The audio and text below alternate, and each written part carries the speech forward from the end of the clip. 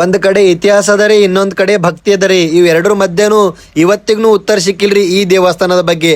ಅದೇ ನೋಡ್ರಿ ನಮ್ ಪರ್ಲಿ ವೈಜನಾಥ್.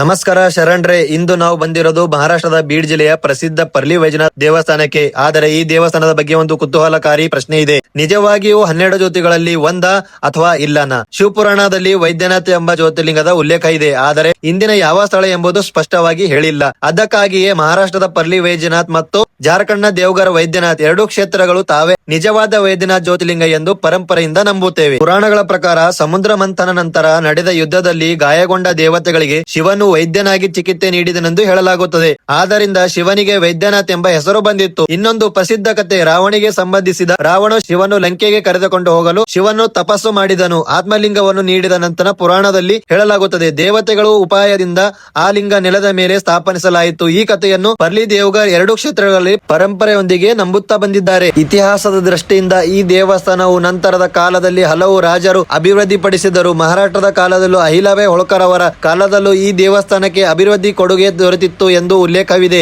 ಇಲ್ಲಿಂದ ಮತ್ತೊಂದು ವಿಶೇಷತೆ ಏನೆಂದರೆ ಭಕ್ತರು ಶಿವಲಿಂಗಕ್ಕೆ ಬಹಳ ಸಮೀಪದಿಂದ ದರ್ಶನ ಮತ್ತು ಅಭಿಷೇಕ ಮಾಡುವ ಅವಕಾಶ ಸಿಗುತ್ತದೆ. ಹಾಗಾದರೆ ನಿಜವಾದ ವೈದ್ಯನಾಥ್ ಜ್ಯೋತಿರ್ಲಿಂಗ ಯಾವುದು? ಇದಕ್ಕೆ ಇಂದಿಗೂ ಉತ್ತರ ಸಿಕ್ಕಿಲ್ಲ. ಕೆಲವರು ದೇವಘರನ್ನು ನಂಬುತ್ತಾರೆ, ಇನ್ನು ಕೆಲವರು ಪರ್ಲಿ ವೈಜನಾಥ್ ನಂಬುತ್ತಾರೆ. ಭಕ್ತರ ದೃಷ್ಟಿಯಲ್ಲಿ ಶಿವ ಎಲ್ಲಿದ್ದರೂ ಶಿವನೇ. ನೀವು ಯಾವ ಕ್ಷೇತ್ರವನ್ನು ವೈದ್ಯನಾಥ್ ಜ್ಯೋತಿರ್ಲಿಂಗ ಎಂದು ನಂಬುತ್ತೀರಿ? ಕಾಮೆಂಟ್ ನಲ್ಲಿ ತಿಳಿಸಿ. ನಮ್ಮ ವಿಡಿಯೋ ಇಷ್ಟ ಆದರೆ ಫಾಲೋ ಮಾಡ್ಕೋರಿ.